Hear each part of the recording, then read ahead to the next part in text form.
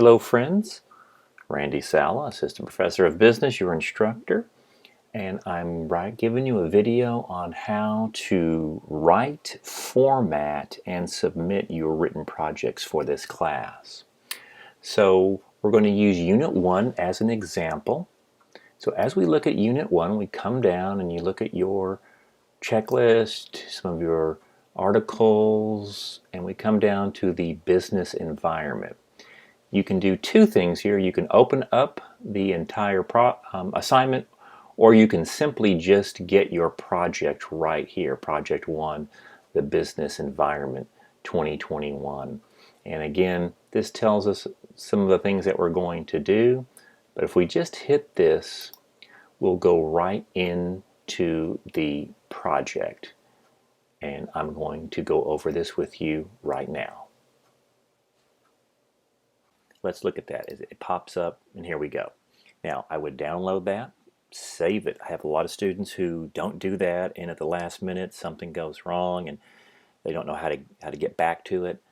So download that to your computer, and it will go into a PDF file. And here we go. This is Project 1. You can use your textbook, and you will find these. In fact, I've got them listed up by chapter. You can also use your internet. Your notes, PowerPoints. So to do this, just if you do use outside sources, and any source you use, please reference it. And I'm going to go over the grading rubric as well after this. So here's your heading, Business Environment. And when you write back your answers, you're going to have the business environment. Now, the business environment is composed of 5 components: economic, legal, technological, competitive, social, and global environments. Define, explain each of these environments. This is from Chapter 1, so you'll find this answer in Chapter 1. Now, it is not a one-sentence answer. You're going to write quite a bit on all of these. You're going to define and explain each question. Okay, so they're not a one answer, they're not a one sentence, they're not just a few words. Tell me what the economic environment is, the legal environment, what the technological environment. Okay, again, we're going to go over the grading rubric of how long this paper should be and how you should write it. But that's how you would hit it right there, question 1, business environment, and then write your answer. You're going to type this out in your own Microsoft Word, must be in a Microsoft Word document. Now, if you use something else like Google Docs or Pages, you can't, but you must convert those back to either a Word or a PDF file. Google Docs, and this is something that a lot of students may not understand, is used for sharing, but it's not something you send. I don't want to see the link of your project. You can basically say at the end of Google Docs, save as or export to PDF or Microsoft Word, and it converts it for you, and that's what you submit in. Free market economy, again, everything is an explanation, and you can write as much as you want.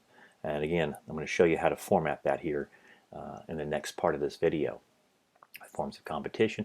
So there we are, 1, 2, 3, 4. There's 11 questions.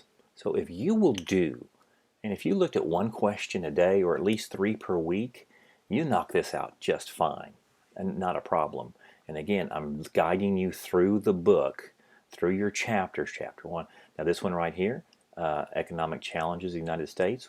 Usually in each project I have something that you would have your own opinion on. So what do you think the most important economic challenges this nation will face in the next 10 years? And there's a lot of information. And of course, COVID-19 has put this into a completely different perspective. But we have a terrible national debt. We have tremendous inequality of income. We have food insecurities, poverty, lots of different things. And so that is from your own words, okay, your own thoughts. Again, follow through the chapters, and I think you will find this very, very doable. If you wait until the day it's due and try to do it all, it's not going to be good. It's going to look bad, and I'll be able to tell very quickly. So again, we're not coming to class, we're not driving, hopefully, the commute time you would. So spend an hour each day working on this, and then proofread it. I think you're going to learn a lot from it, and it's going to be a good quality college level project. Here are the instructions. Each question must be answered. This is where I go into depth, and this will be the next part of our video, Grading Rubric Guide for Your Business Projects. Simply, the project should be a minimum of 1,200 words, okay? Which means every question must be answered, and the total project must be, that's just the minimum requirements. You're going to use the topic headings. It's going to be in Microsoft Word, okay? When you upload your file back to me, please put your name in it. Like if I were doing this, I'd say Randy Saleh, Project 1, Business Environment. That makes it so much easier for me to always grade and look at your work. I get sometimes document 1 from a student. Well, I'm going to have to resave it onto my computer, and then I have to rename it. And the less work I have to do on anyone's project is easier for me, and it makes the process much more easier. Who is your audience? You know, friends, maybe this is one of, I like to think of these projects, each one you create, you're going to send this to a vice president of an organization that you'd like to be employed. This may be the final step of your interview process. Are you proud of the work you've done? Is it that high of quality? Yeah, all right. So, this needs to be read very well, the Grading Rubric Guide for Your Business that I provided for you. And again, if you can answer a question a day, then you're going to be in great shape, or at least 3 a week. You won't have to rush towards the end.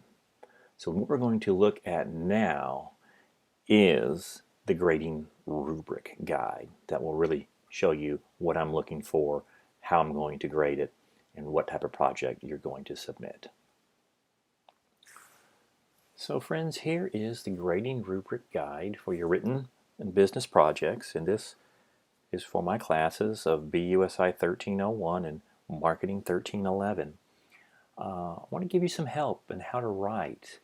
Again, the Business Advisory Committee meetings that I go to and the business community have said time and time again that the written communication from so many college graduates is lacking, and it's very difficult to read and to send proposals to customers. So this is how we are going to format our projects. So please read through the guide that you have, and it's on every assignment, but every project will include a title page. Title your work and include your name.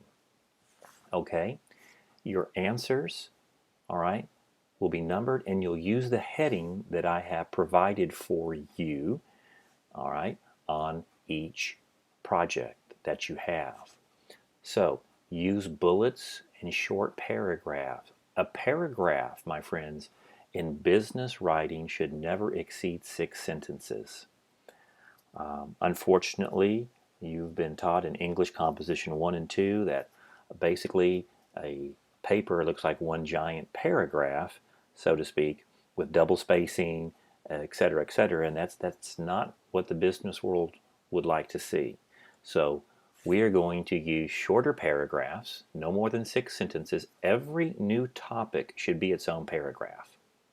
So if you're writing about economics and competition, the 3 forms of competition, or whatever the question may be, each new thought should be its own bulleted paragraph. I'm going to show you an example here. Okay, we do not use double spacing. Double spacing has no place in business writing in a proposal. Use 1 to 1.5 line spacing. Personally, I use 1.15. That is a very good look to your project. 11 or 12 point font for the body, and 14 to 16 point font for your headings. Anything larger makes it very difficult to read. I do not want to see body text at 14 to 16 font. Okay, 11 to 12. So number your pages. What about grammar and syntax? every project that you write, assume you are going to deliver this to a vice president of marketing, vice president of operations, or a vice president of communication to the company that you wish to work for. Would you be proud of what you have written and sent in? And do you want somebody to look at it? That's your audience, in my opinion. Okay, as far as the look needs to be. So yes, spelling, grammar, all projects should be written in the utmost professionalism, proper grammar, punctuation, spelling.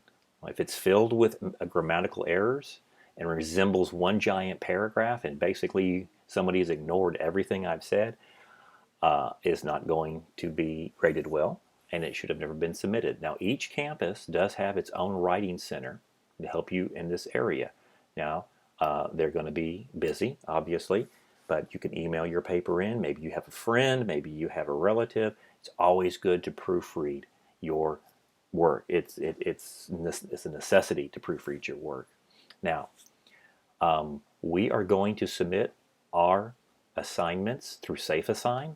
Okay, it's already loaded in your when you upload your file.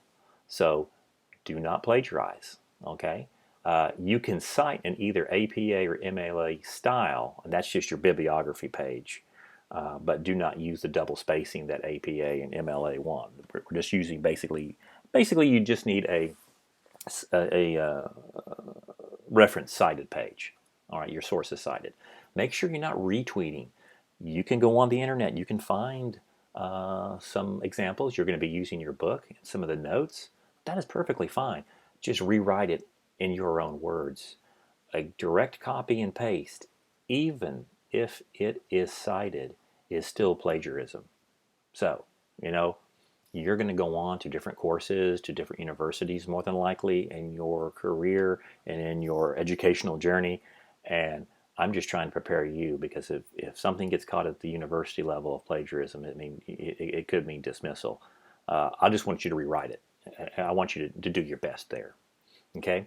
Again, do some research, absolutely. Write it in your own words, cite the source. By doing this, you're going to be in good shape. Now, on your SafeAssign, if it reaches a 50% hit, and it will tell you because you get to see the report, you're going to need to rewrite parts of your paper.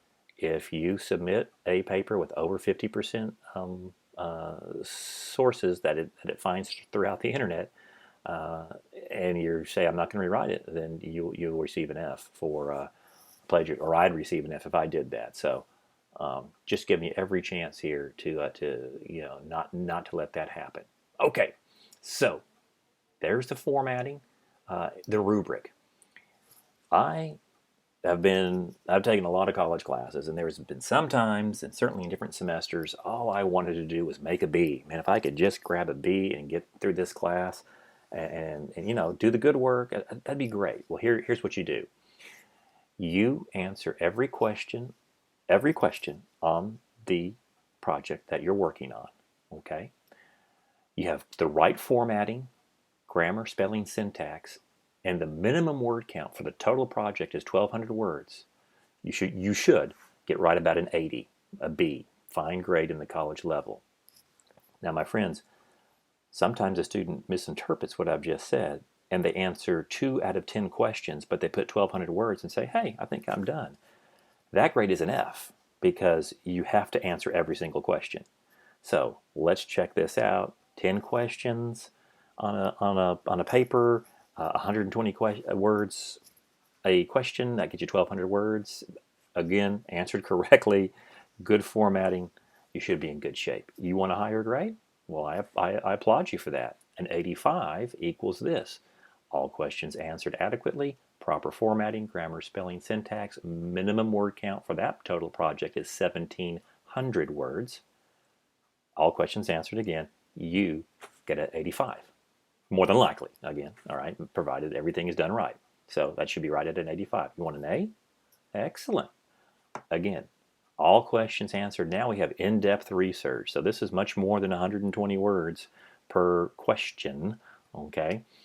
Great, proper formatting, grammar, word count is 2,200 words, then you've got a 90. And for those who want to excel, past that, lock down, 95. All right, excellent research, excellent formatting, grammar, spelling, minimum word count, 2,600 words, and there's a wow factor to it. I mean, it just looks great, and I am very happy for you. I have had in my time of teaching, I'm not saying you have to do this, but there have been many students who put in 4,000 word papers and just amazing research. Now, that's just because they went over the top. You don't have to write that much, but I'm just saying some have. I've had many students write 500 words, and this is a very poor grade. I mean, you're not even at half of what the minimum requirement that I wanted, because I want you to make A's and B's in the class. And so that grade is more than likely an F because there's questions that did not get answered. So if I put forth minimal effort in what I do, I'm going to receive a minimal grade. Poor formatting, syntax, looks bad, and I would probably tell myself to drop the class. If that's the best I can do is a 500 to 700 word, even anything under 1,200 words, doesn't, I put very little effort in there. I'd probably just question myself and say, why am I even taking this class? All right, because I want you to do well, and not just in the class. I want you to do well in your careers. Now, I have been teaching a while, and once in a while, I've had a student come in and said, I've worked in the corporate world for 22 years, and I've never had to do this. Well, first of all, I'd say congratulations. Sounds like you've had a good career, and whatever you had to do in the corporate world is one thing, but what we do in this class is another, and this is the way it should look. So what should it look like? Well, here's a example. Now, this is for one of my other classes that I teach, personal finance. And this was an investments project. I redacted a lot. It's just a couple of questions. But again, if you're using Microsoft Word, you can use what you want as long as I get it back into a Word or a PDF file. So this was Microsoft Word, which you get for free, by the way. All right.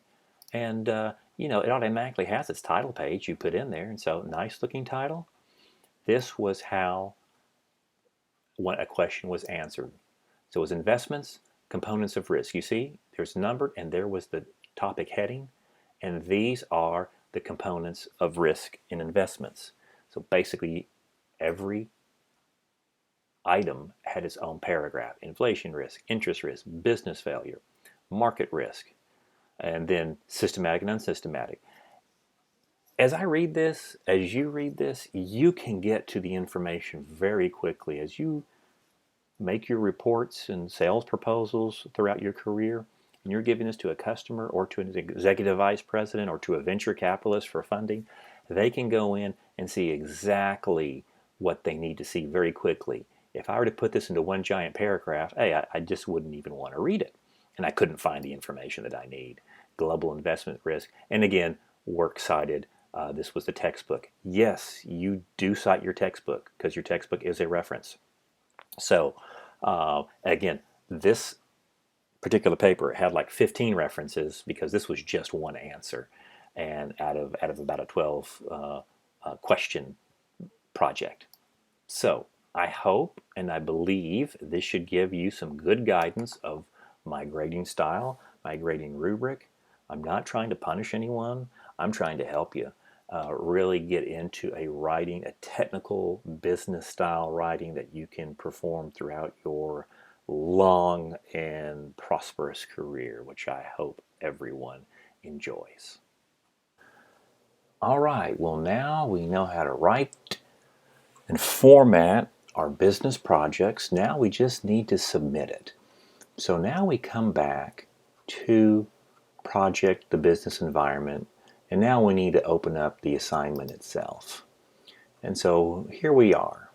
Now, here's your due date. Now we're using this in a spring semester of 2021.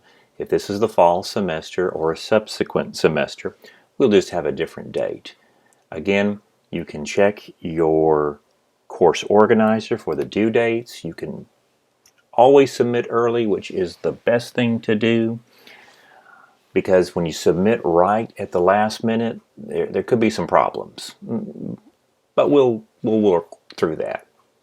So this assignment, as we've said, we'll go through Safe Assign and just make sure that if was, as we've said, once you do through Safe Assign, if you have a greater match of 50%, you need to go back and rewrite some of that paper, or you'll receive a failing grade for plagiarism, which we do not want anyone to have. So here we go. Assignment submissions. Again, for those who are very familiar with Blackboard, this is just a quick review. If you've never submitted a project, here's how we do it. We go to Browse My Computer, just like you would attach a file to an email. We do not click Write Submission. We do not submit this in any shape or form as a copy and paste. We submit it in the Microsoft Word, which you have access to through Microsoft Office. And if you would rather convert your Word to a PDF for formatting purposes, that's perfectly fine. So the PDF works, or the Microsoft Word. Okay, we're going to Browse My Computer. And then you are going to put your file. Now remember how I said to do it there. You're going to put your name. All right. Project 1, the business environment. Perfect.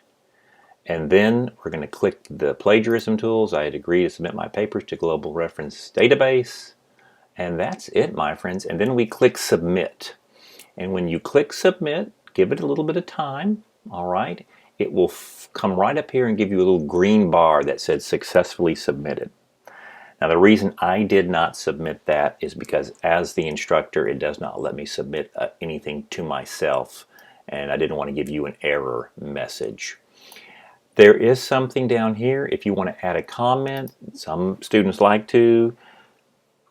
Professor Saleh, this is the most awesome class I've ever taken. Here's my assignment. You can do that if you want to. It's not a requirement. Now, what if you submitted the wrong file? It happens. I understand. Kind of like carpentry here. We want to measure twice, maybe 3 times before we do any cutting. Cut once, measure twice. So if you believe you did the wrong one, you do have open submissions, so you can resubmit again, and that's fine. It'll just go multiple submissions on there, and I'll see more. I understand things happen, but again, just do your due diligence.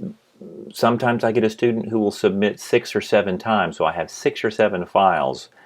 If you do submit more than once, I'm only going to look at the most recent submission as your final project.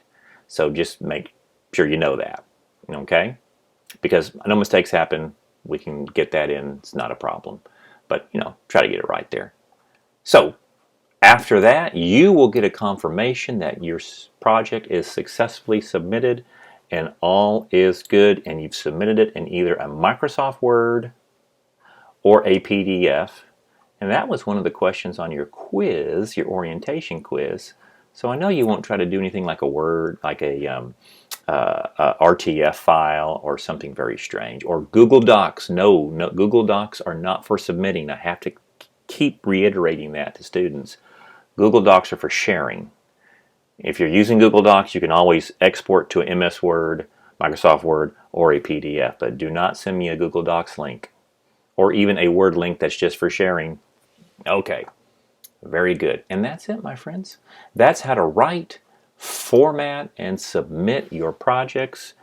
I wish you great luck with this, great success. I'm eager to read your work. So let's make it a great day.